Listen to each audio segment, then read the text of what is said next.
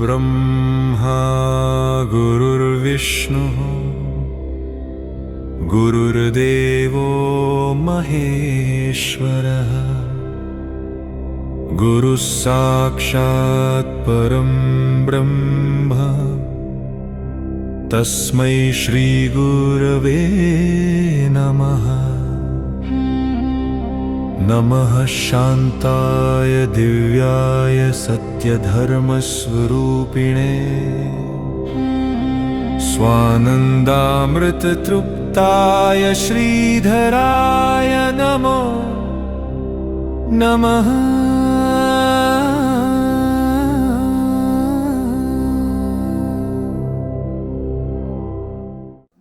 हरे राम राम राम हरे हरे कृष्ण कृष्ण कृष्ण हरे हरे हरे राम राम राम हरे हरे हरे कृष्ण कृष्ण हरे हरे हरे राम हरे हरे हरे कृष्ण कृष्ण हरे हरे राम हरे हरे हरे कृष्ण कृष्ण हरे हरे हरे राम राम हरे हरे हरे कृष्ण कृष्ण हरे हरे हरे राम राम हरे हरे हरे कृष्ण कृष्ण हरे हरे हरे राम राम हरे हरे हरे कृष्ण कृष्ण हरे हरे हरे राम राम हरे हरे हरे कृष्ण कृष्ण हरे हरे कुंडली कवरदारी विठ्ठल श्री ज्ञानदेव तुकाराम अवधूत चिंतन श्री गुरुदेव दत्त भगवान गोपाल कृष्ण महाराज के जय। भगवान श्रीधर स्वामी महाराज के जय। प्रभु रामचंद्र महाराज के जय। महारुद्र हनुमान के जय। जय जय रघुवीर समर्थो पूर्णमिदं पूर्णात् पूर्णमुदच्यते पूर्णस्य पूर्णमादाय पूर्णमेवावशिष्यते।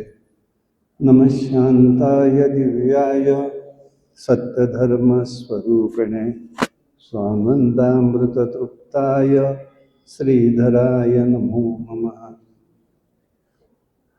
आदिनारायणं विष्णुं ब्रह्मणं च वसिष्ठं श्रीरामं मारुतिं वन्दे रामदास सद्गुरु श्रीधरं स्वरूप संप्रदाय अयोध्या मठ जानकी देवी रघुनाथ दैवत मारुती उपासनाने मस्त वाढविला परमार्थ जगे। जय जय रघुवीर समर्थ।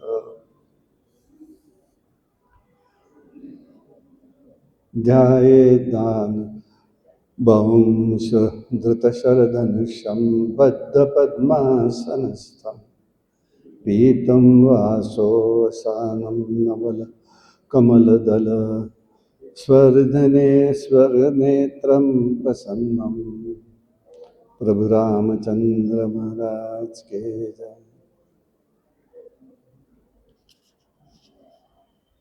कालपर्यंत आपण बालकांड बालविचार आणि अयोध्याकांड असा विषय पाहिला।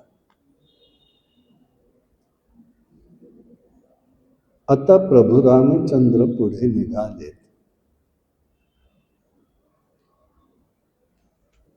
अनेक लहान लहान वस्त्या समाज जंगलामध्ये आहेत।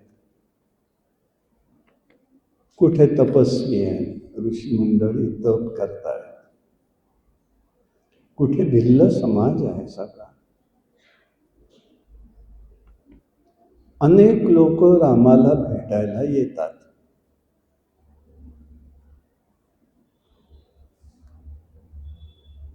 दृष्टवा सज्जन संबंधे रामस्त्र त्यजन्ते गिरिम.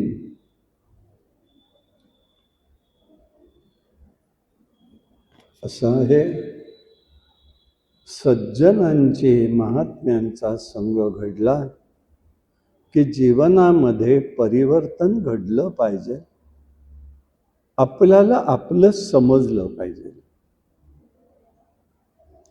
तसा भिल्ल समाजालाही त्या ठिकाणी समजत होतं.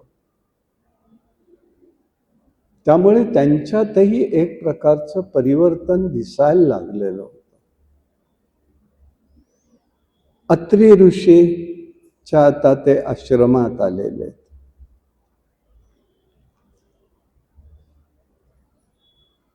आता प्रभूंची भेट झाली. अत्री तपस्वी आहेत. साधक जर तीव्र साधना त्याची तीव्रतेला पोचली असेल तर भगवंत त्याच्याकडे निमंत्रण न देता सुद्धा येतात. तिथे काही त्याला बोलवावं लागत नाही, या म्हणून सांगावं लागत नाही. परमात्मा आपणहून त्याच्याकडे येतात. हे त्याच्या जीवनाचं वैशिष्ट्य असतं, साधनेचं वैशिष्ट्य असतं. बघा कशी गंमत असते. दुर्योधनाच्या कडे भगवंत जातात, दूत म्हणून गेलेत. राजवाड्यात त्यांनी व्यवस्था केली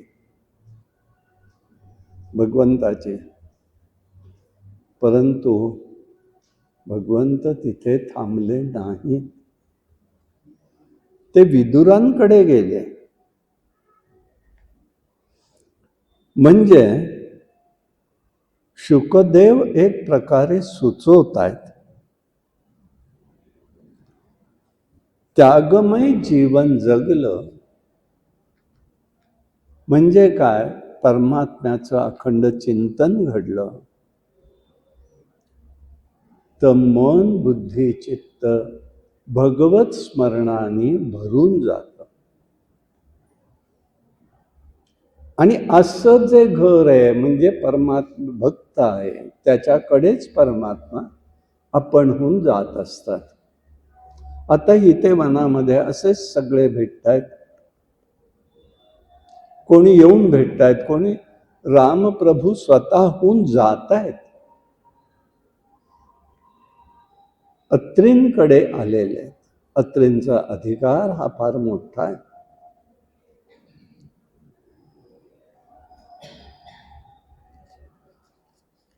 अखंड भगवंताचं चिंतन चाललंय. असं आहे, कदाचित झोप लागेपर्यंत नाम घेतलं तर बिघडत नाही एक वेळेला.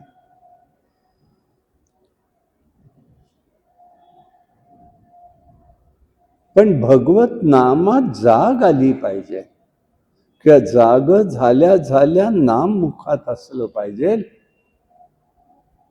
तर ते मधला काळ हा परमात्मा किंवा रामप्रभू, गोंदवलेकर महाराज तेच सांगतात की रामप्रभू त्या मधल्या काळात नाव घेत असतात त्याचं.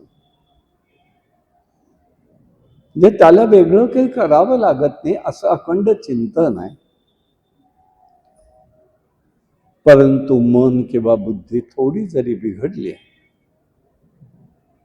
की सुखाची वार्ता सुद्धा दुःखद वाटायला लागते. समर्थाने एका वाक्यात त्यांनी सांगितलं, सुख सुख म्हणताना दुःख वाट्या अशी येते. आणि म्हणून त्या जीवाला कधीही शांती मिळत नाही.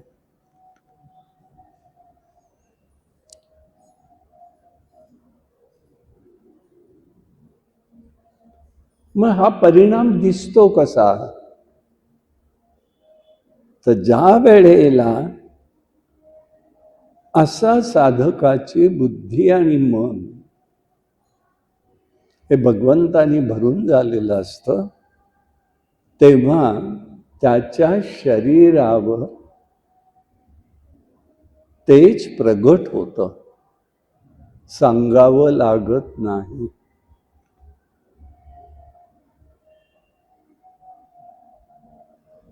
तो आजारी असला शारीरिक व्याधीने तरी तो वाटत नाही, कारण साधनेचं ते फलित असतं.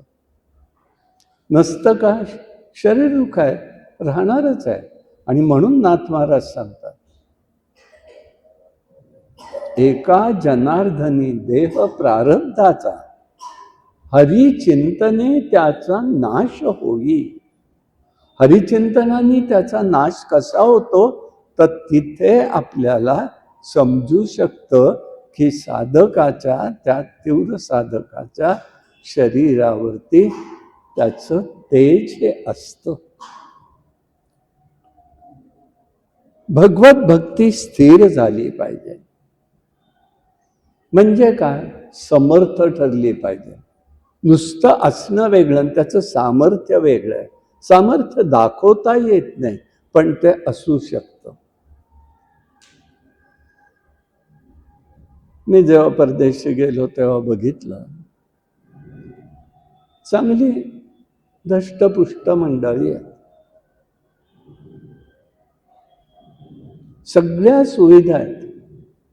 वृद्धांसाठी सुद्धा पुष्कळ सुविधा आहेत की आपल्याला कल्पनाही करता येत नाही इथे बसून.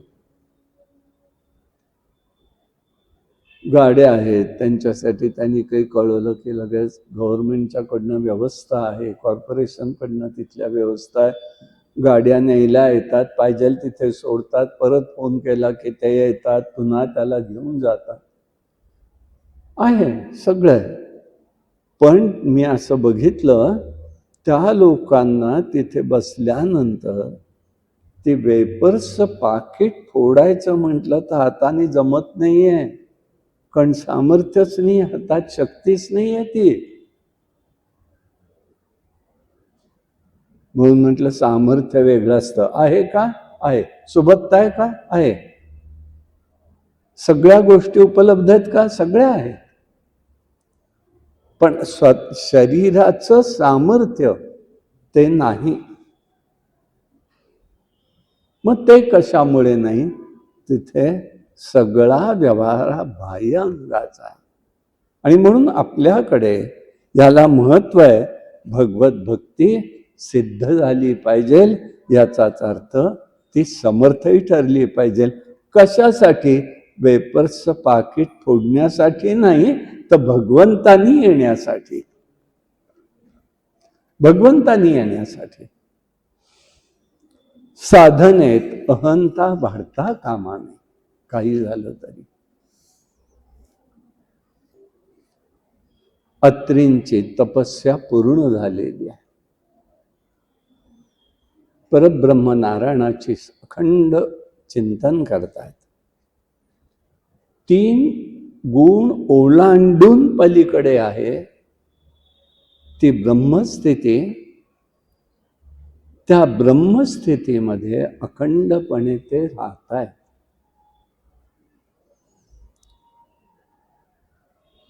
आपलं काय होतं? मायेच्या संबंधात आपण अडकल्यामुळे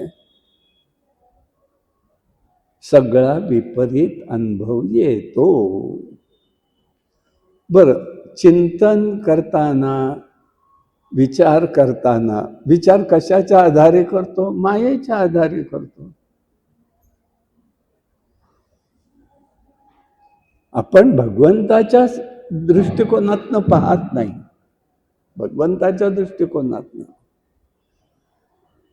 आणि म्हणून विपरीत प्रसंगात ज्याचं धैर्य टिकतं, विषमतेत कुभाव निर्माण होत नाही, विषमतेत कुभाव निर्माण होत नाही, त्याला गुणातीत म्हणायचंय.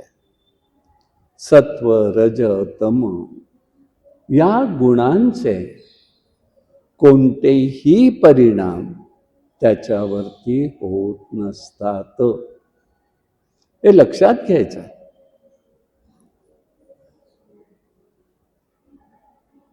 सत्व रज तम हे गुण पूर्ण लुप्त पावणं आणि मग जी अवस्था आहे ती ब्रह्मस्थिती आहे. सत्वही संपला पाहिजे, गीतेत भगवंत सांगतायत. म्हणजे तो सुद्धा अडकता कामा नये त्याच्यामध्ये. मी साधना करतो, नकोय. परमात्मा करून घेतो हा भाव नित्य जागृत हवाय. नित्य नित्य एक दिवसाचा नाही, लोकाला सांगण्यासाठी नाही, ह्याच्यात नाही, व्याख्यानात भाषणातलं नाही. देव आमच्याकडनं करून घेतो. अंतर्मनामध्ये कुठेतरी घट्टपणा आला पाहिजे. तो नाही, तोच करतोय, मी करता नाही, तूच करता आणि करविता.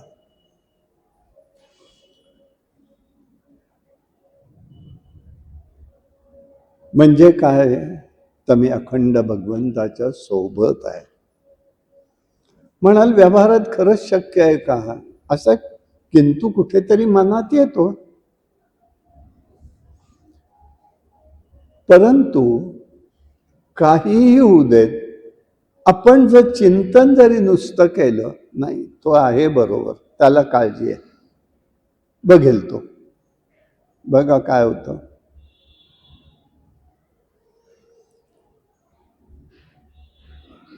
पत्नी अनुसूया आहे, त्यांची पत्नी अनुसूया आहे. परमात्मा का कृष्ट आहेत हे मला सांगायचं आहे. जिच्या ठिकाणी कणभरही असूया नाही, ईर्ष्या भाव नाही, अशी ही अनुसूया आहे. दुसरा पर्यायी शब्द त्याला मत्सर. मत्सरच नाही.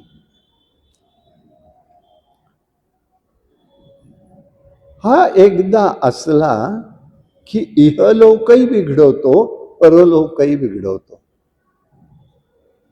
आणि म्हणून ब्रह्मा विष्णू महेश त्यांच्याकडे आलेले. हे कथाभाग म्हणून वगैरे ठीक आहे, ते निमित्त आहे. ते का आले, तर बालक भावानी मातेच्याकडे आलेले.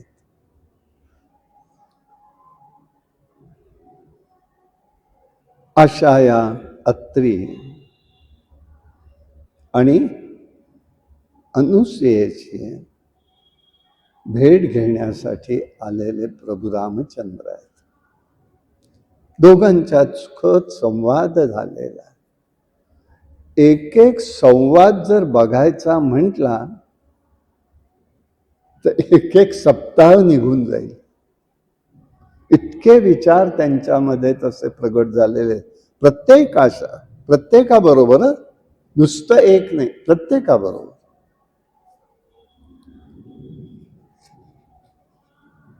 अत्रींनी रामाची स्तुती केली.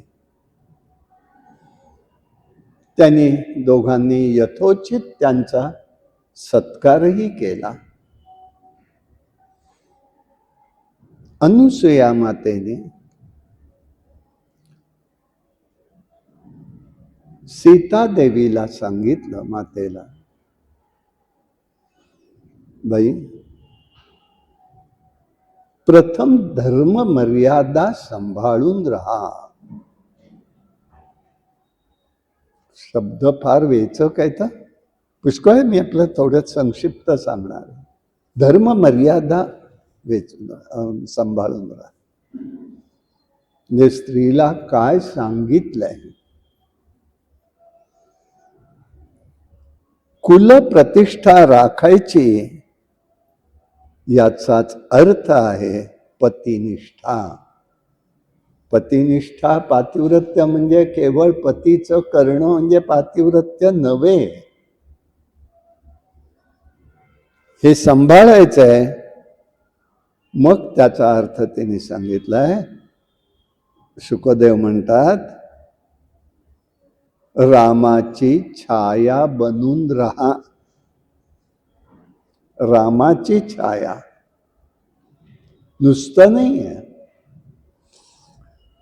आणि मग त्यांनी सौभाग्य अलंकार दिलेले आहेत. हा इतर ठिकाणी उल्लेख आहे, पण एक वेगळा उल्लेख या ठिकाणी लक्षून येतो. शुकदेव म्हणतात, काय पाहण्याची भूमिका आहे बघा, आणि ही अत्यंत महत्वाची आहे. तिला एक दिव्य वस्त्र दिलेलं आहे,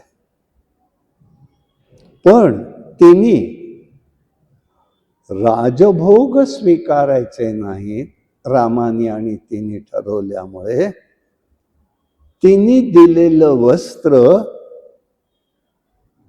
आपल्या वरच्या वस्त्रात लपून ठेवलंय, कारण बाहेर नको आहे. आणि घ्यायचा नाही, पण जवळ ठेवलंय, अनादर केलेला नाही. अलंकार दिलेत, सौभाग्य अलंकार. हे सगळं पुढल्या कार्यासाठी दिलंय बर का, पुढे घडणाऱ्या घटनांसाठी दिलेलं आहे. आणि जेव्हा ते सगळं तिच्या जवळ होतं, त्यावेळेला तिने ते जवळ नीट ठेवून दिलेलं आहे. सौभाग्य वायन म्हणून ठेवलेलं आहे, परिधान केलेलं नाही.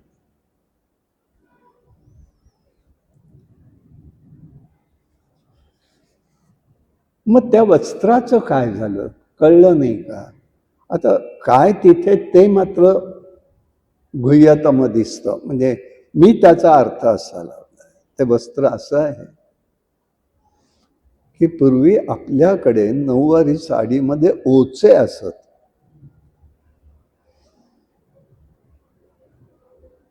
त्यामध्ये ज्या धूर्त महिला असत ना, त्यांचं पुष्कळ साठवलं जायचं. म्हणजे इतकंच नाही, तुम्ही जर 1857 नावाचं बंडाचं पुस्तक वाचलं की झाशीची राणी कसं राहत होती त्याचं वर्णन आहे. घोड्यावर बसायचं तर नऊवारी साडीच असायची. लोकाला मी स्त्री कळता कामाने म्हणून वर पेहरावा काय असेल, आणि आतमध्ये महत्वाच्या काही गोष्टी ओच्यात असायच्या की त्या दिसायच्या नाहीत बाहेर, पण त्याचा उपयोग करायचा. म्हणून मी अर्थ लावताना लावतोय की ते कदाचित त्याने ठेवलं तसं. पण ते दिव्य वस्त्र म्हणजे काय होतं? आता या दिव्य वस्त्राचा संबंध कसा तोही तुम्हाला सांगतो. कथा माहिती आहेत सगळ्यांना, पण या जो संदर्भ इथे शब्दात फक्त मांडलेला आहे, त्याचा रीडिंग बिटवीन टू लाईन्स अशा पद्धतीने आपण पाहतो. भगवंताने चिरहरण केला ना गोपींचं, काय दिसायला दिसलंय की तो सांगतोय तुम्हाला पश्चाताप जरी वाटला तरी इथे या आणि वस्त्र द्या, मी तिथे आणून देणार नाही किंवा खाली ठेवणार नाही. मग गोपी काय मूर्ख होत्या का? त्यानं कळलं नाही का? पण ज्या अर्थी भगवंत गोपाल कृष्ण हे सांगतात त्या अर्थी काहीतरी अर्थ आहे. तर गोपी समजून येत, आपण नाही. आपण त्याच्यामध्ये भाव नाही पाहिला, कारण त्या वस्त्राला भगवंताचा स्पर्श होता. आणि त्याचा परिणाम काय झाला असेल तर त्या वस्त्राला पूर्णपणे त्याच्यातनं दिव्यत्व बाहेर होतं की त्यांना त्याचं रक्षण मिळणार होतं त्याच्या स्पर्शाने. तसं हिने सुद्धा लक्षात आल्यावर जेव्हा तिला अशोकवनात रावणाने नेलेलं त्यावेळेला ते दिव्य वस्त्र ती नेसून होती, आणि म्हणूनच रावण तिच्या पुढे येऊ शकत नव्हता. हे दिव्यत्व आहे. नुसतं दिसायला छान दिसतंय नाही, रेशमी आहे, मुलाम आहे, अमुक आहे तमुक आहे, नाही. दिव्यत्व का? ते पाण्यात सुद्धा ओलं होत नसे. अग्नीपासून दूर राहायचं, त्याला स्पर्श नव्हता. हे दिव्यत्व आहे. आणि त्याच्यामुळे त्याच्या ठिकाणीच तिला ते दिलेलं आहे, ते तिने जवळ ठेवायचं आहे. अनुसया मातेनी सगळं हे सांगितलं नाहीये. ओळखणाऱ्यांनी ओळखायचं असतं. लक्षात ठेवा, ओळखणाऱ्यांनी ओळखायचं असतं. सांगावं लागतं तिथे किंमत संपते. आणि वच सांगायचं नसतं. ओळखायचं असतं, अनुकरण करायचं असतं, अनुभूती घ्यायची असते. आणि तिला त्याचं मिळालं. आणि म्हणूनच हे वस्त्र त्या ठिकाणी होतं. भविष्याची तयारी केली आणि त्यामुळे ते जर वस्त्र नेसलं गेलं की त्याला कोणीही इतर स्पर्श करू शकत नव्हते. असं दिव्य वस्त्र आहे.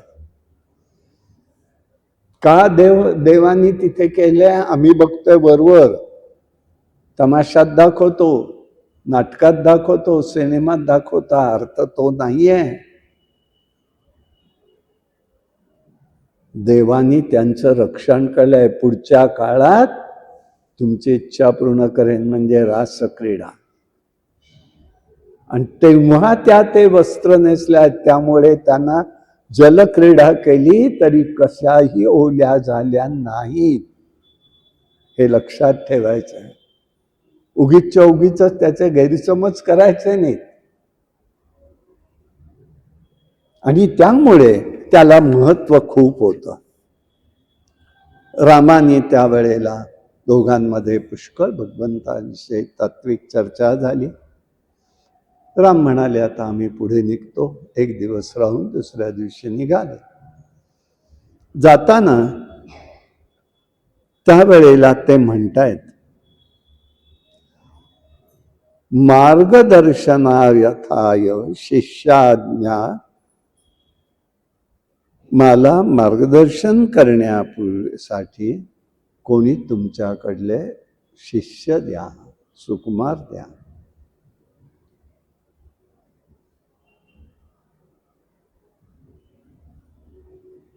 अत्रि ऋषी हसले, म्हणाले, सर्वस्य मार्गद्रष्टा तव. मार्गदर्शक तू, सगळ्याचाच मार्गदर्शक. तुला कोण मार्गदर्शन करणार? तुला मार्गदर्शन कोण करणार? हसायला लागले. पण प्रभू काही बोलले नाही. पण त्यांनी 4 शिष्य दिले. पुढचा रस्ता त्यांनी तिथला काही कठीण आहे तो दाखवला. पुढे ते शिष्य परतले. प्रभू रामचंद्र सीतामाई आणि लक्ष्मणजी पुढे निघालेले.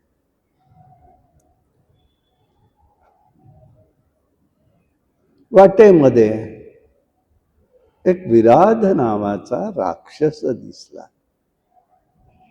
विराध आहे. त्याचं डोकं दिसत नाही, ते पोटात दिसतं. शापिष्ट आहे.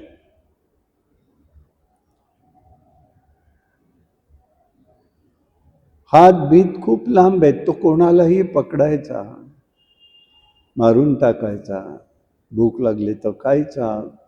त्याच्यामुळे आजूबाजूला पक्षीही कोणी दिसत नव्हते. असा विलक्षण हा राक्षस होता. मग हा होता तरी कोण? पूर्वजन्मातला हा विद्याधर होता. दुर्वास ऋषींच्या शापामुळे त्याला त्यांनी त्या ठिकाणी अशा पद्धतीचा हा राक्षस झालेला. आता प्रभू रामचंद्र पाहिल्यावरती त्याचं काय राक्षसत्व राहणार आहे का? तो सीतामाईला पकडायला निघाल्याबरोबर प्रभूंनी त्याला मारून टाकलं. त्याचा उद्धार झाला. तो विद्याधर रूपात प्रगट झाला. त्यांनी त्या ठिकाणी विद्याधरांनी त्या प्रभूंची प्रार्थना केली रामाची. इतः परम तच्चरणारविंदम स्मृती सदा मे तू भवत शांतये. आपल्या चरणाचं स्मरण केलं की संसार बंधन आपोआप दूर होतं. हे का करायचंय ह्याचं उत्तर बघा, ह्याच्यात मिळतं आपल्याला. भगवंताचं स्मरण, भगवंताचं चिंतन का करायचं? तर त्याच्यामध्ये होणारा परिणाम आहे तो नकळत आहे, मुद्दामून करायचा नाही. तर त्याचा परिणाम काय आहे? संसार बंधन दूर होतं. विराधाचा उद्धार झालाय. अशा प्रकाराने प्रभूंचं जाणं चाललंय. निसर्ग सौंदर्य बघतायत. पुढे राम आहेत, मध्ये सीतामाई आहेत, मागे लक्ष्मणजी आहेत. याच्या पाठीमागे अर्थ आहे. पुढे ब्रह्मस्वरूप आहे, मागे माया आहे, आणि मायेच्या मागे जीव आहे. त्या जीवाला प्रभूच्या पायांचं दर्शन होत नाही. मायेचं दर्शन होतं, प्रभूचं नाही होत. पण त्याचं लक्ष चरणकमलावर आहे.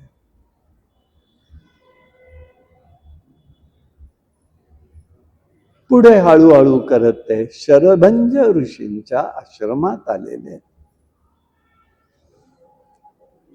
शरभंग ऋषींची साधना विलक्षण आहे.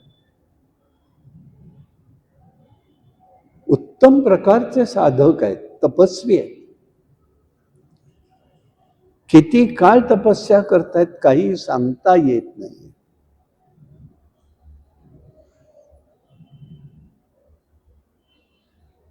त्यांनी प्रभूंचं दर्शन घेतलं, नमस्कार केला, रामाची स्तुती केलं, आणि हा पंचमहाभौतिक देहाचा लगेच त्याग केला. चर्चा कोणतीही नाही. माझी सगळी सेवा, तप, साधना आता तुमच्या चरणी समर्पण. संपलं. देह पंचमहाभौतिक संपला. मग हे कोण आहे? काय करत होते? ब्रह्मलोकाला तर निघून गेलेले. तपस्या करत असताना पुन्हा देणं आणि घेण्यामध्ये गुंतायला नको, हा उद्देश आहे. काय गंमत आहे की नाही? कशात देण्या घेण्यात गुंतायला नको. चांगलंही नको, वाईटही नको, काही नाही. तात्काळ संपवायचं. पुढे तिथून निघालेत तिघही जण. अगस्त्य ऋषींचा शिष्य आहे सुतीक्ष्ण म्हणून, तो तिथे उपासना करतोय.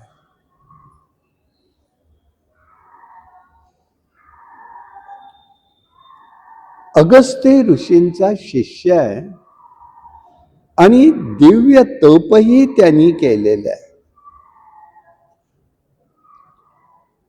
जोपर्यंत बुद्धी शरीराचं चिंतन करते तेव्हा ती स्थूल बुद्धी असते. जेव्हा ते स्थूल चिंतन सोडून देते त्यावेळेला बुद्धीमध्ये काम शिरतो.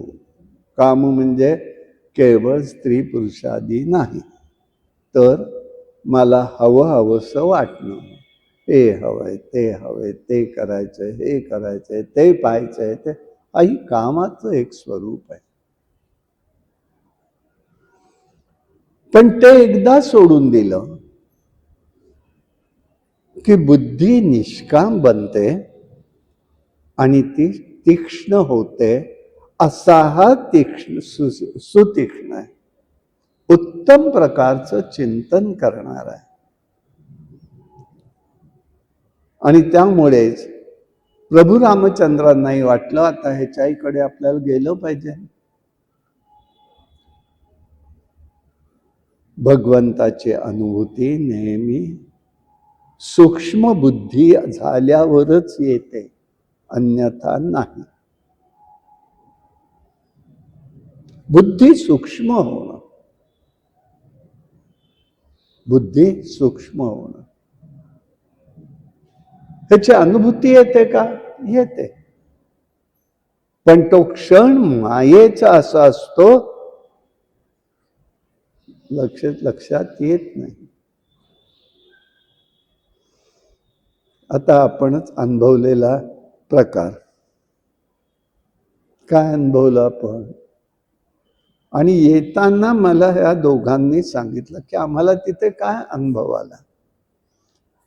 तर मंडळी आम्ही 5-3-2चाच खेळ, पण काय वाटत होतं, त्याची जाणीव होत होती, ती होत होती. म्हणाले कोणी एवढी लोक नसताना सुद्धा आमच्या इथे, आपल्या इथे धूळ कुठली येत होती? बर धूळ येण्यासारखं दुसरं तिथे काही नाही साधन, मग आली कुठली धूळ? रोज एक ओंजळवर धूळ निघते. आणि सगळं झाल्यावर सांगितलं, म्हणजे तेव्हा समजलं असतं तर मग तुम्हाला वेगळी दृष्टी किंवा काय विचार, तेच दोन. मग हे काय होत होतं? तिथे असलेले एक महात्मे की ते जागाही सोडत, म्हणजे स्थळही सोडत नाही. त्यांची भेट होते आपल्यातल्याच एका दोघांची. ते तिथे येतात, रोज भागवत तिथे सांगतायत त्या लोकांना, देवाला ऐकवतायत, देवाला ऐकवतायत.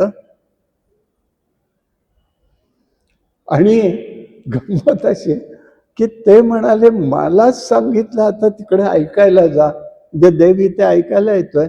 मग लक्षात आलं तिथे नुसतं नव्हतं काही, तर हे सगळ्या देवदेवता ऐकायला बसत होते. त्याचा परिणाम काय झाला? त्याचा परिणाम काय झाला? ती धूळ येत होती, देवाच्या पायाची धूळ होती.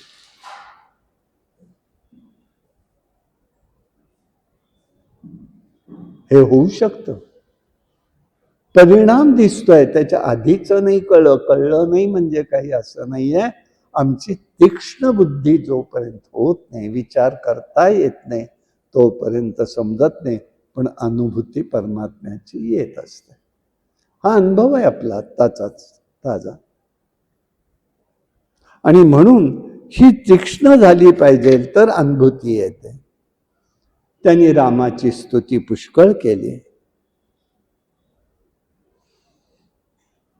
तो सुतीक्ष्ण म्हणतोय, हे रामा, शिव आणि ब्रह्म आपल्या चरणांचे आश्रित आहेत. आपण भवसागर पार करणाऱ्यांची नाव आहात, जहाज आहे आपण एक.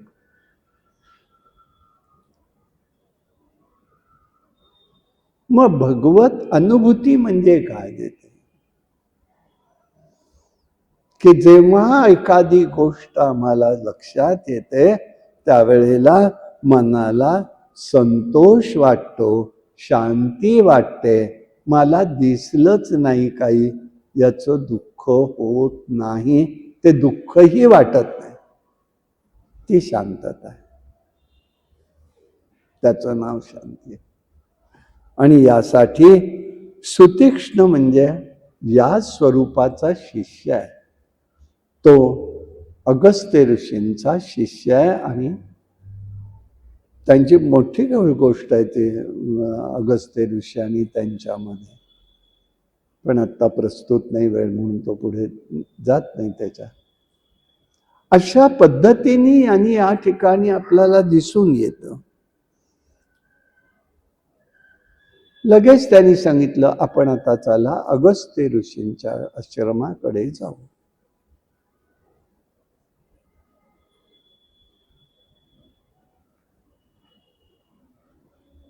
हे गेले.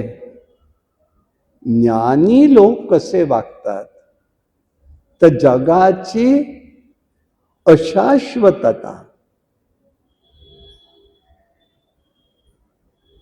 हे ओळखून असतात, म्हणून ह्या जगात ते गुंतत नाहीत. हे जे आजूबाजूला चाललंय ना, त्याच्यात गुंतत नाही.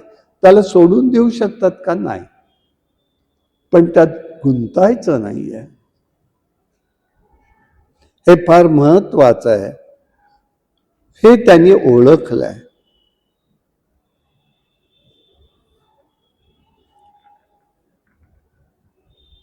आता ते अगस्तींच्या आश्रमात आलेले.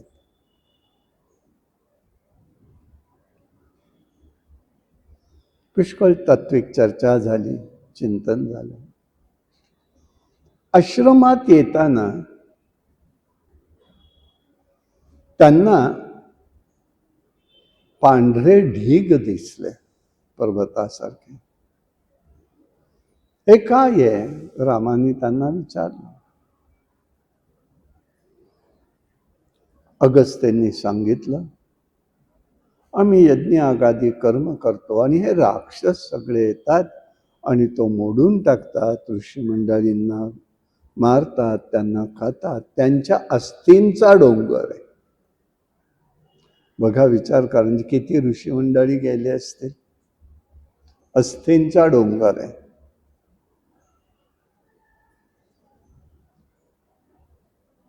म्हणजे आपल्याकडे जे धगधगतं राहिलेलं वातावरण कोणतं होतं 400-500 वर्ष?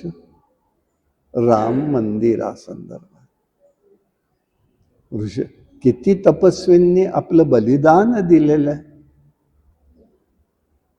ह्याच्यावरनं कल्पना येईल आपल्याला. विचार सुद्धा करत नाही, इतकं बलिदान लोकांनी केलेलं आहे, भक्तांनी केलेलं आहे.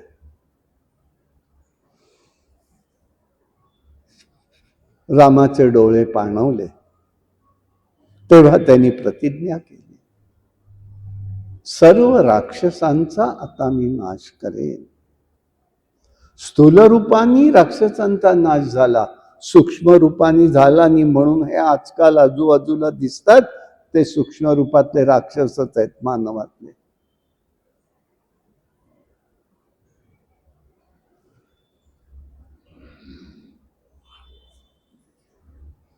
अशा पद्धतीने अगस्त्य ऋषींकडे पाहुणचार घेतला, राहिले, कंदमुळं वगैरे खाल्ले. त्यांनी काही त्यांना अक्षय भाते वगैरे दिलेले आहेत.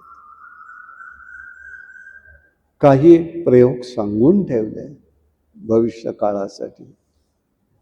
आणि मग तिथून ते पुढे विचारलं, आम्ही कुठे मुक्काम करावा, कसं करावं. तेव्हा त्यांनी सांगितलं, तिथून थोडं पुढे जा, तिथे पंचवटी लागेल, त्या पंचवटीच्या इथे तुम्ही वास्तव्य करा.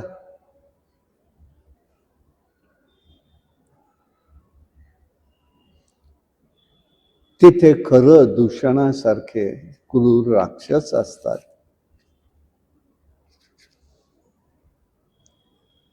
आता तिथे गेलेले पंचवटीमध्ये. जीवनामध्ये संयम असणं अत्यंत आवश्यक आहे.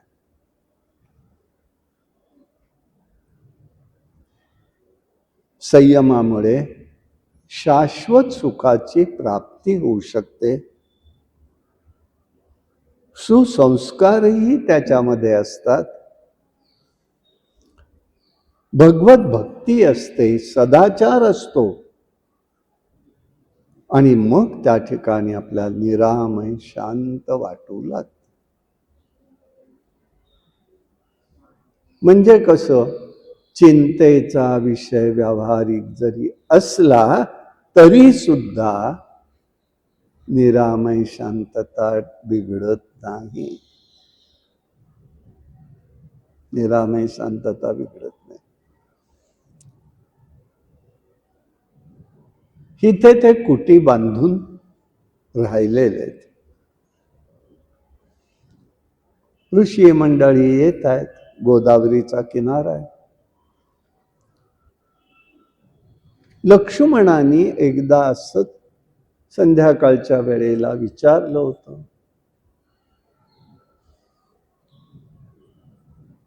काही प्रश्न विचारले, त्याची उत्तर रामाने दिली. त्या विषयाचं नाव आहे रामगीता. काही ठिकाणी ती 3 अध्यायात आली आहे, काही ठिकाणी ती 12 अध्यायात आलेली आहे.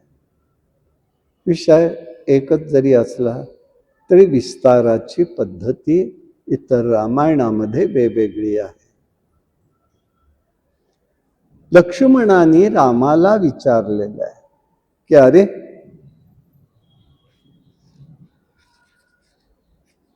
मन बद्ध आहे का मुक्त आहे? जीव जेव्हा विषयाचं चिंतन करतो तेव्हा मनाला मोक्ष म्हणजे काय आहे, बंध कशाला म्हणायचं, आणि जीव आणि ईश्वर यांच्यात अंतर काय आहे, याचा विचाराला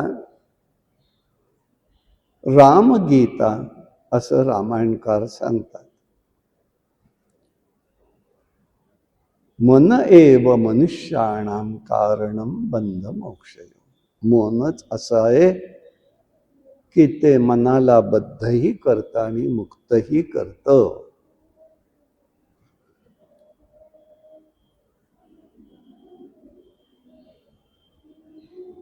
मन हे खरं म्हणजे बद्धही नाही आणि मुक्त पण नाही. पण जेव्हा विषयाचं चिंतन होत असतं तेव्हा मनाला बंधन पडतं. विषयाचं चिंतन होतं तेव्हा बंधन पडतं. ते चिंतन भगवंताचं केलं तर त्या ठिकाणी तो जीव मुक्तही होतो. हा विचार त्यांनी सांगितला. मन विषयात अडकणं हे बंधनाला कारणीभूत होतं. पण गंमत आहे बरं का. उदाहरण देतो. आपण कुलूप लावतो, कुठेही काही बघायचं म्हणतं, एखादं कुलूप असतं, किल्ली एकच असते, ते लॉक होतं त्यांनी, पण उघडायचं झालं तर तीच किल्ली लागते, ती उघडते. एकच किल्ली बंदही करते, एकच किल्ली उघडही करते, ते हे मन आहे. तुम्ही कसं त्याला त्याच्यातून बाहेर करणार आहात त्याला महत्व आहे. आणि म्हणूनच मन बंधन करतं, तसंच ते मुक्तही करत असतं. मनाचा लय भगवंताशी करणं हाच त्याला एक मार्ग आहे.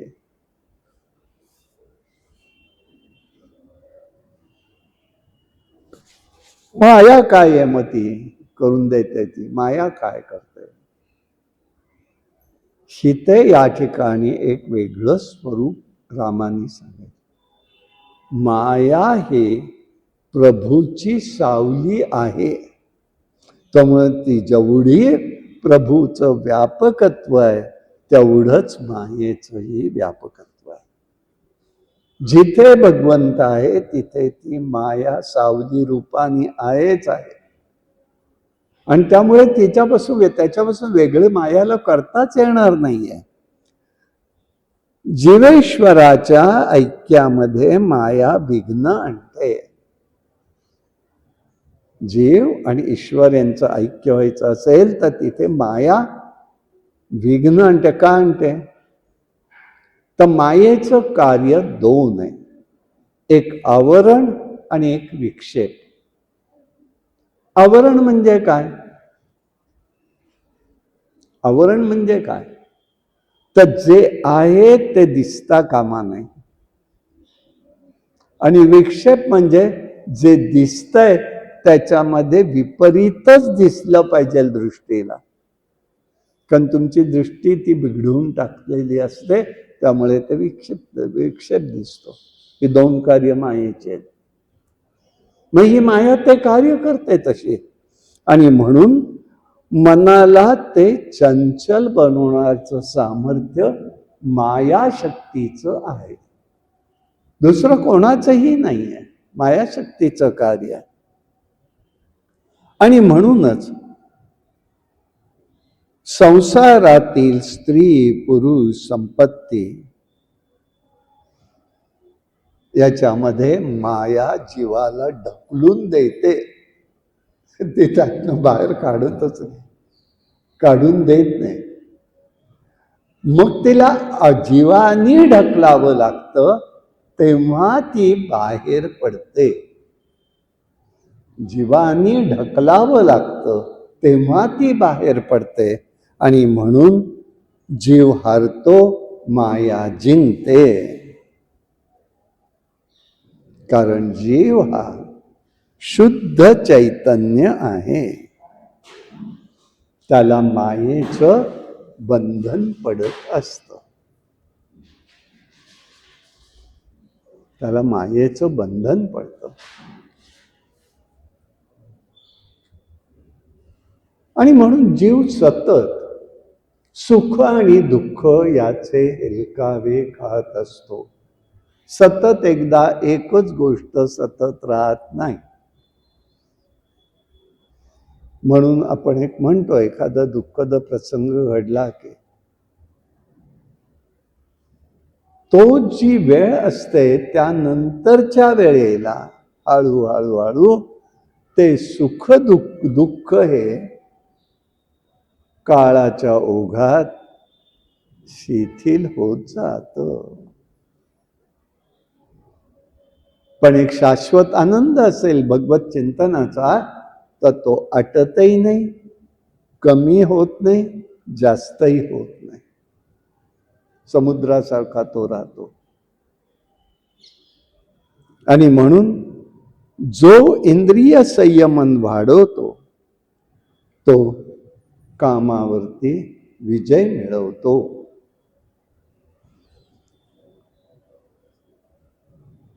म्हणजे जीवाला ईश्वराचं अज्ञान असतं तोपर्यंत संसार त्याच्या मागे लागलेलाच असतो.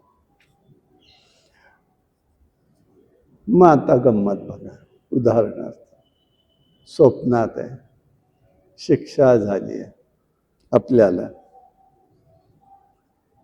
तो शिक्षा भोगतोय स्वप्नातच. स्वप्नात तो जीव शिक्षा भोगतोय. भोगता भोगता काय होऊन जातं, एकदा ती भोगून झाली की त्याला आनंद वाटतो आणि तेवढ्यात जाग येते. क्षणार्धामध्ये त्याला त्या क्षणाला तो आनंद, आणि तो त्याचं हे करू शकत नाही नक्की काय झालं एक क्षणभर. तसं जीवाचं इथे चाललेलं आहे, तसं जीवाचं इथे चाललेलं आहे. आनंद आहे, परंतु तो जो आनंद आहे तो आनंद आपल्याला समजला पाहिजे, त्यात आनंद आहे. पण ते होत नाही, इथे आमची अवस्था विचित्र होते. आणि म्हणून त्यांनी इथे त्याचं स्वरूप सांगितलेलं आहे की बाबा रे, जीवशिव ऐक्य ह्याच्यातला आनंद आहे.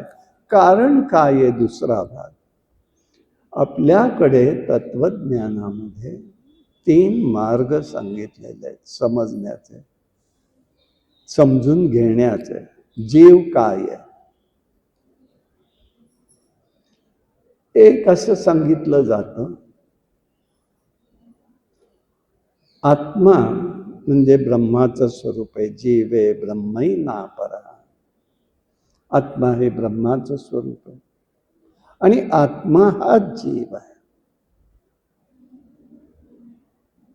दुसरी बाजू आहे, ह्याच्या अध्यात्म रामायण राम हृदय आलेलं आहे पहिलं, आणि त्याच्यामध्ये ती जानकी देवी सांगते मारुतीला, ब्रह्म काय आहे? ब्रह्म एक चैतन्य आणि त्याचं प्रतिबिंब म्हणजे जीव आहे.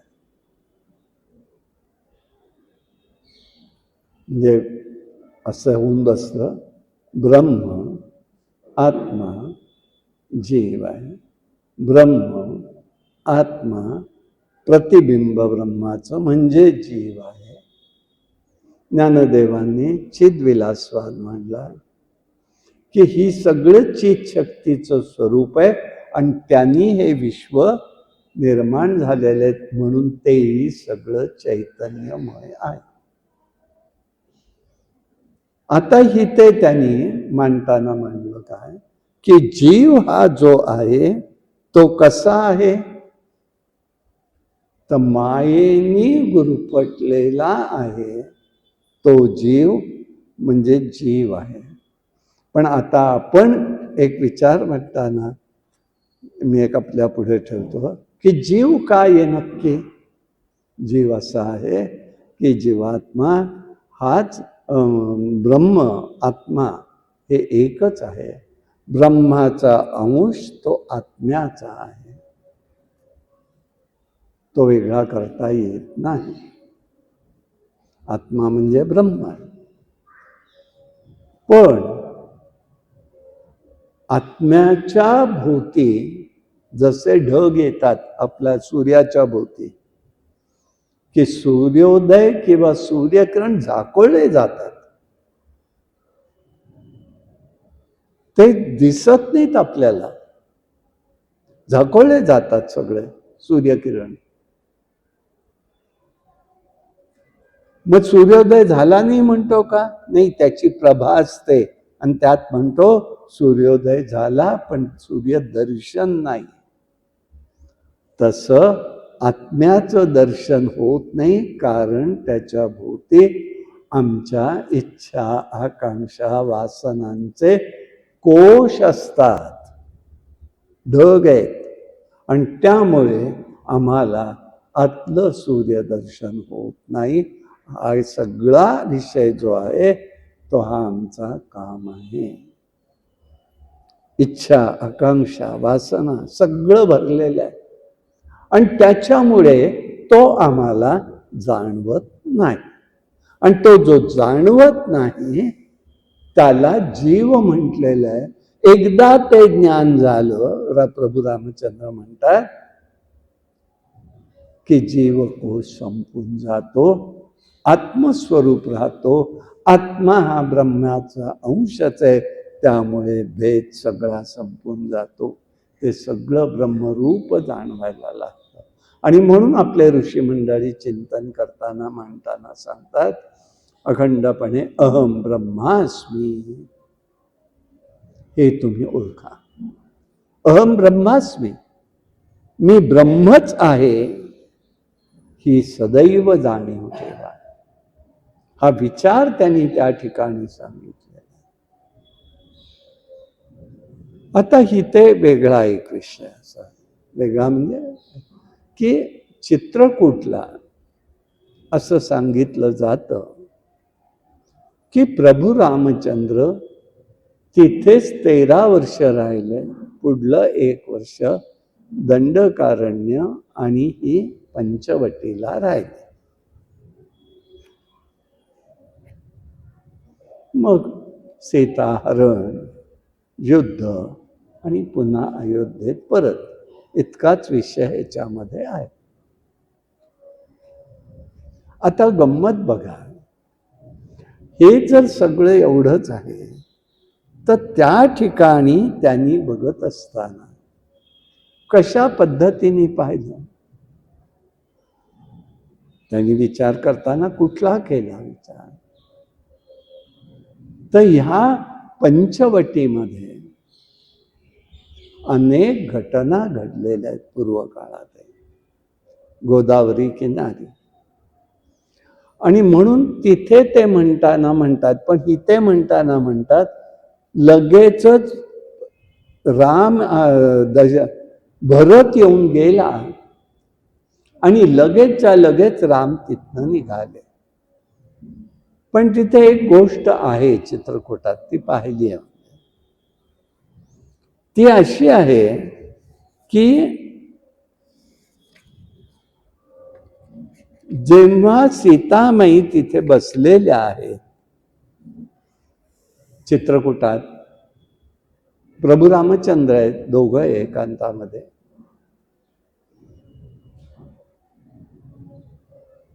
सीतामाईच्या मांडीवरती प्रभू रामचंद्र डोकं ठेवून आहेत, झोपलेत.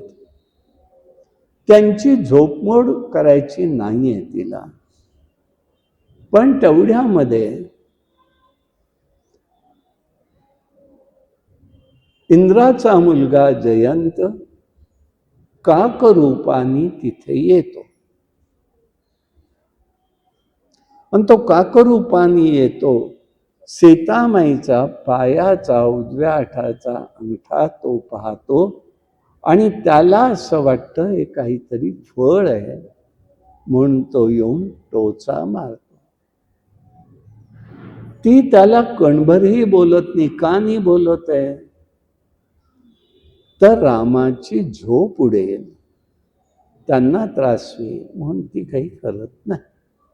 शेवटी रक्त यायला लागतं त्यातनं, आणि ते रक्त, गरम रक्त प्रभू रामचंद्रांच्या शरीराला लागतं. काय झालं म्हणून ते लागलं म्हणून उठले, बघतायत तो हे, तोपर्यंत त्यांना जाताना हा काक दिसलेला आहे. ही जी खूण आहे ती चित्रकूटात दाखवली जाते.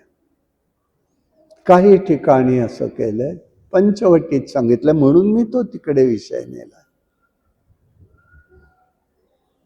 आता असं आहे खरं म्हणजे पाहिलं तर,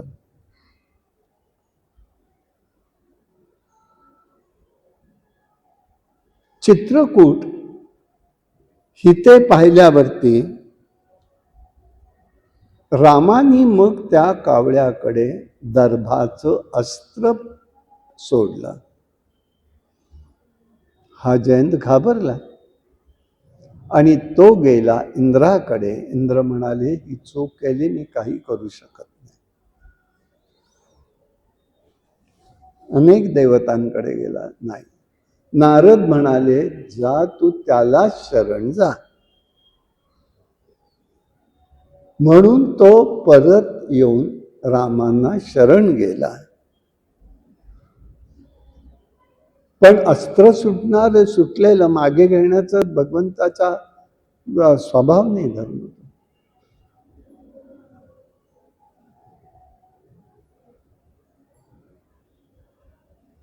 सीतादेवी ह्या मायाळू आहेत. रामही कनबाळू आहेत नाही असं नाही, पण सीतादेवी पण आहेत. त्यांनी त्याला क्षमा करायला सांगितली, पण म्हणाला मला अस्त्र मागे घेता येणार नाही. त्याच्यामुळे ते एका डोळ्यावरती पडलं. त्यामुळे एक डोळा हा क्षय काकाच्या हिते झाला, कावळ्याच्या हिते.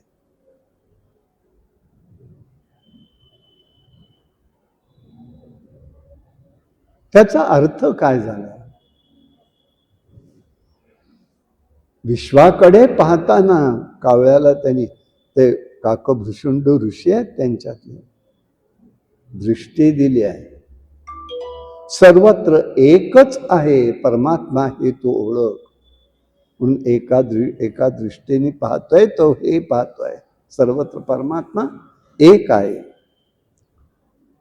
हे समजण्यासाठी त्याला एकाक्ष ठेवलेला आहे. आज तुला मुक्तीही केलेलं आहे ह्याच्यातनं. त्याच्या पुढच्या काळामध्ये जे जीव मुक्त होतील 10व्या दिवसाला, त्यांना तू स्पर्श केलास की ते तिथून पुढे मुक्त होतील, हे वरदान दिलेलं आहे. मग ही जी दृष्टी असते जीवाचे राहिलेल्या आशा आकांक्षाचे ते सामान्य माणसाला दिसत नाही. पण असे असलेले जे आहेत काक, त्यांना कळतं आणि त्यामुळे त्याला ते स्पर्श करू शकत नाहीत.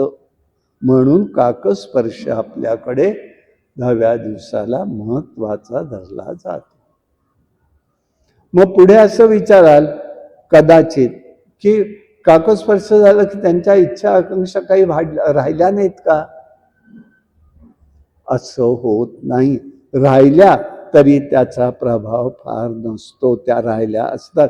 आता ॲक्सिडेंटमध्ये जे जीव जातात, विचार करा, काय संधी आहे त्यांना व्यक्त करायला? काडीची संधी नाही आहे. आघात झाला, गेले, झालं. मग ते जीव मुक्त झाले का? काकस्पर्श झाला, मुक्त होत नाही. ते मुक्त होत नाहीत जीव. म्हणून त्यांच्यासाठी अपघातात, म्हणून आपल्याकडे एक करणाऱ्याला माहिती असेल, पक्षामध्ये हे सगळे एक पिंड असतात. अपघातात गेलेल्यांना, बाळंतिणीला, नवजात बालकांना, ज्याचं कोणी करणारं नाही अशा पूर्वसुकृतातल्या पूर्वजन्मातल्या लोकांना एक पिंड दिलेला असतो. तो काकस्पर्शाचा वाट असते ती. इतका सूक्ष्म विचार आपल्या धर्मग्रंथांनी केलेला हे मला सांगायचं. ही अंधश्रद्धा नाही आहे. हा विचार करता आला पाहिजे. हा त्याच्यातला महत्वाचा भाग आहे.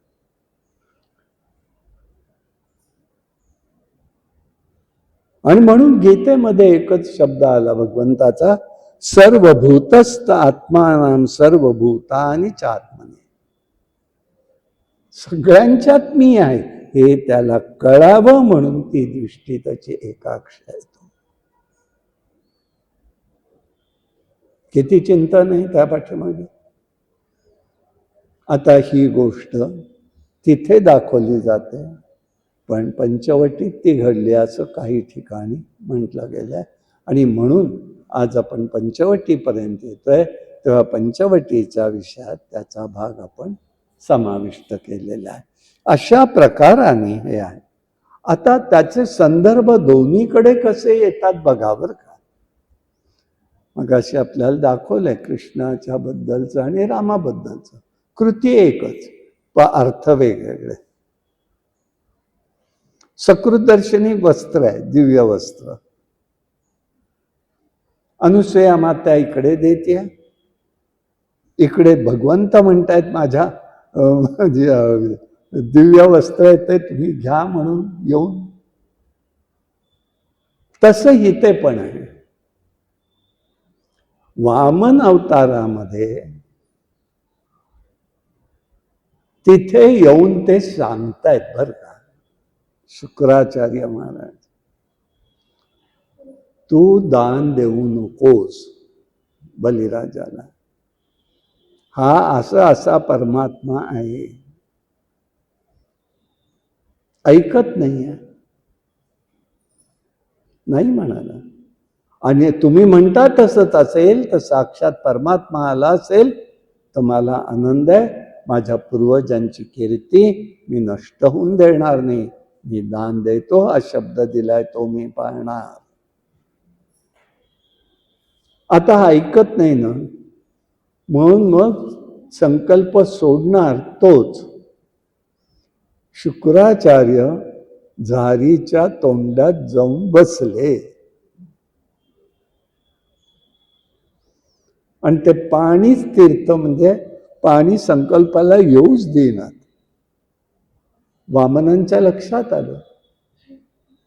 वामनांनी काय केलं, दर्भ घेतला, उलटी काढी फिरवली, त्याच्यामुळे शुक्राचार्यांच्या डोळ्याला इजा झाली.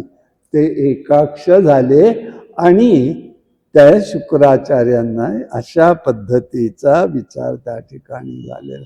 एकाक्ष झाले. आणि मग ते दोन्हीकडे जे कोणी मध्ये येतंय त्याला कशा पद्धतीने मार्गदर्शन होत हे काय बघायचं आहे सांगतात. तो असं बघू नका कोणी. आणि म्हणून मला जे साधर्म्य जाणवलं ते की सर्वभूतास्थ सर्वभूतास्थमा आत्माना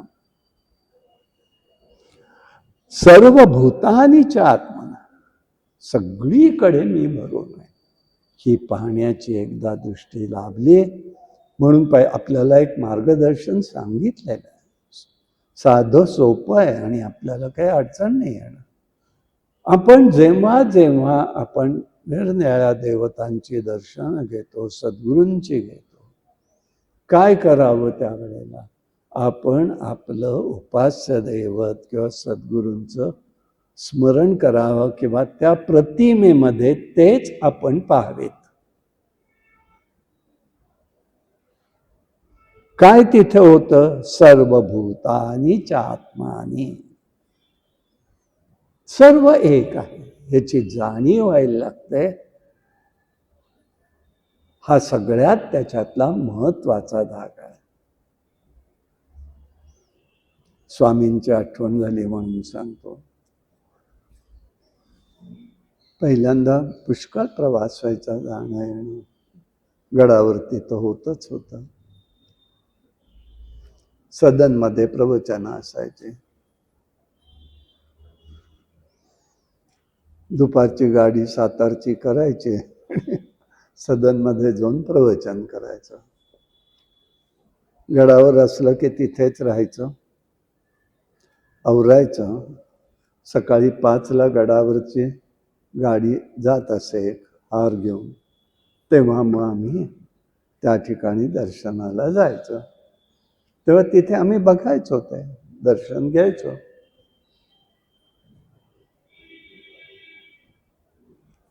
त्यांनी त्या ठिकाणी दर्शन घ्यायचो आम्ही. तर त्यावेळेला माझे नेमकी प्रवचन गडावरही होते. निघालो होतो, सकाळचं आवरलं आणि वाट बघत बसलो गाडीचे. पण तेवढ्यामध्ये काय झालं कळलं नाही. डुलका लागला म्हणा, कारण प्रत्यक्ष पुढची घटना प्रत्यक्ष होती त्यामुळे काय होतं कळलंच नाही.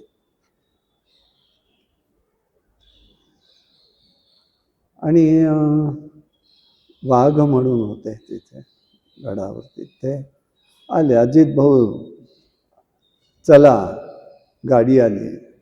आम्ही जागा. मग आठवत होतो काय दिसलं तर त्या खोलीमध्ये दत्त महाराज कवीश्वर आले. पण एका बाजूला होतेच ते खोली आणि एका बाजूला आईसाहेब, दोघंही आजारी आहेत बसले. आणि मी पटकन गेलो. महाराज उठले. मी म्हटलं नमस्कार करतो, वर प्रवचनाला जाणार. हो का म्हणाले. थांबा म्हणाले जरा. म्हटलं काय झालं? बसा म्हणाले इथे. म्हणून दोघांच्या असं मध्यामध्ये मी बसलो. बसा म्हणाल्यावर बसल्यावरती गंमत अशी झाली, ते एकदम म्हणाले आईसाहेबांना, अहो आलेत अजित, करताय ना औक्षण? हो म्हणाले, आपण ठरवलं काल पण मला उठवत नाही, तेव्हा तयारी करा. तयारी केली, महाराजांनीच केली. निरांजन लावणं, अंगठी, औक्षणाचं सगळं जे काय परंपरेने. आईसाहेबांना म्हणाले, करा आता तुम्ही, मला ना उठवत नाही तुम्ही, मी नुसती उभी बसते, तुम्हीच करा. मग त्यांनी मला गंध लावलं, औक्षण केलं आणि मी जागा, म्हणजे काही कळलंच नाही. आणि लगेच मला हाका मारल्यामुळे जागा झालो. काय घडलं? हो आलो म्हटलं आणि गेलो. मी ते आठवत बसलो. सदन सातारापासून गडावर जाईपर्यंत काय असं आज घडलं, असं का केलं औक्षण वगैरे वगैरे. आणि गेलो.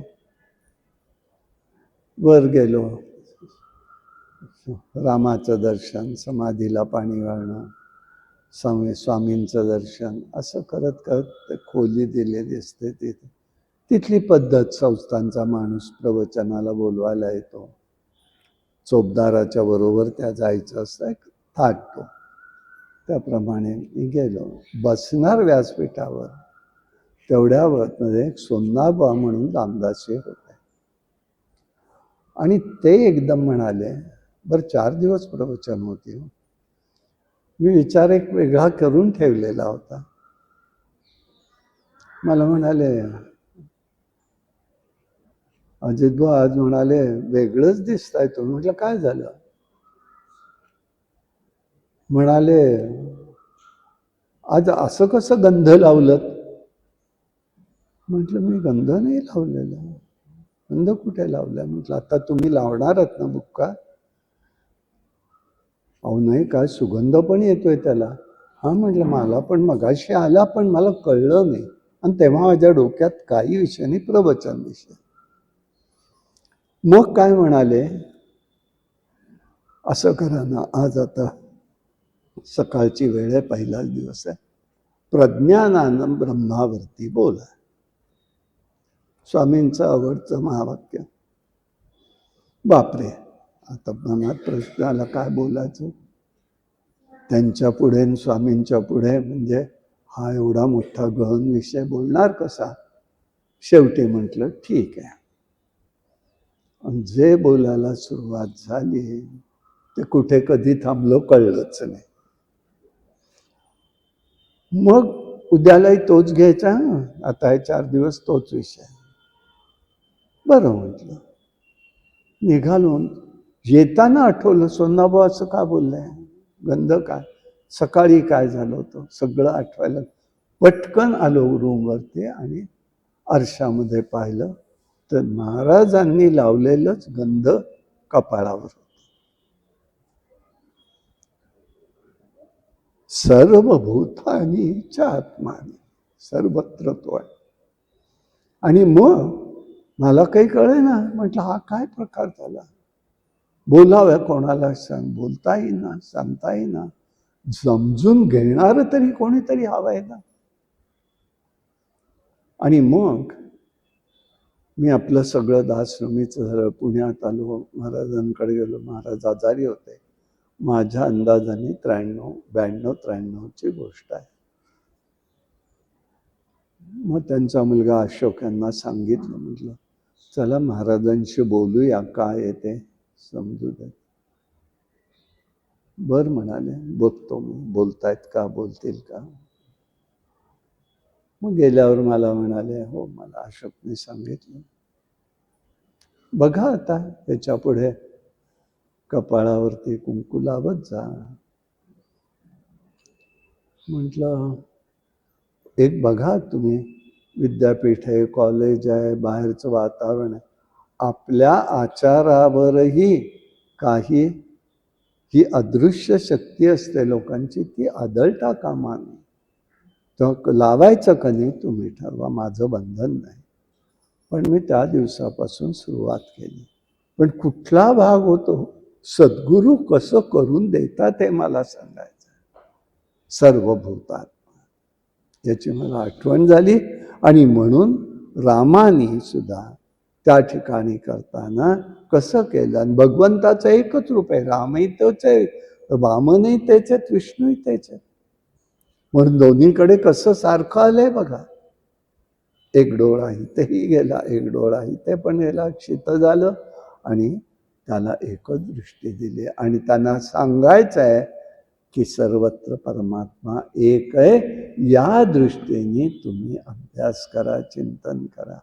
आता आपणही बोध यातनं काय घ्यायचा तो आपण ठरवायचा आहे. हे त्या ठिकाणी महत्त्वाचं आहे. आता पंचवटीमध्ये काय घडतंय याचा उर्वरित भाग उद्याला पाहू. कायेन वाचा मनसेंद्रिये वा करते स्व करोमि यद्यं सकलं परस्मै नारायणाय समर्पयामि. हरि ओम तत्सत.